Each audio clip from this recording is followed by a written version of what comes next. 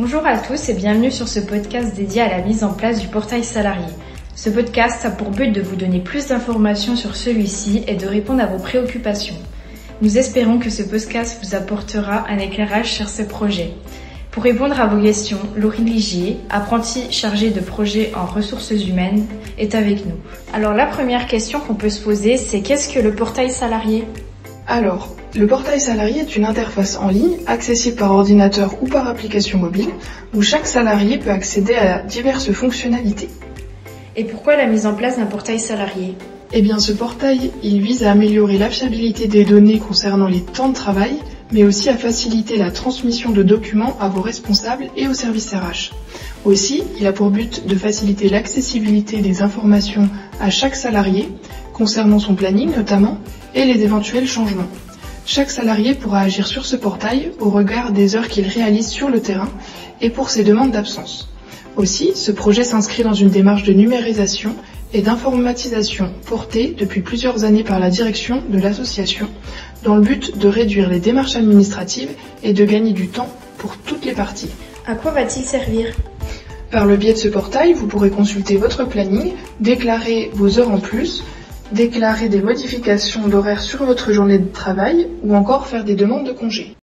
Bonjour à tous et bienvenue sur ce podcast dédié à la mise en place du portail salarié. Ce podcast a pour but de vous donner plus d'informations sur celui-ci et de répondre à vos préoccupations. Comment aurions-nous accès à ce portail ?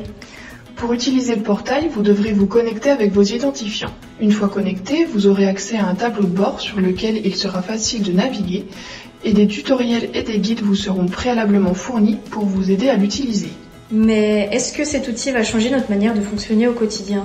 Eh bien, l'idée n'est pas de bouleverser vos pratiques actuelles, mais seulement de les améliorer.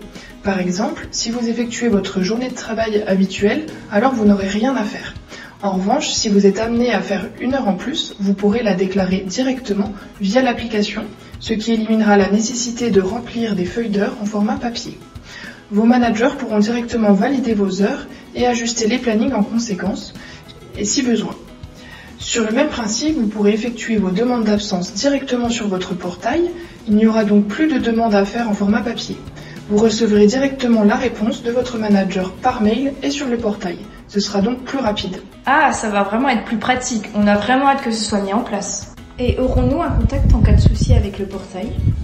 Alors, en plus des outils que nous vous aurons mis à disposition, nous vous transmettrons également les dates sur lesquelles seront mises en place des permanences téléphoniques pour vous permettre de nous poser vos questions. En dehors de ces permanences, vous pouvez nous contacter par email à l'adresse suivante service.rh@franca-du6doux.fr. Eh bien Laurine, nous vous remercions pour vos réponses et nous espérons vous avoir apporté plus d'éclairage sur la mise en place de ce portail salarié.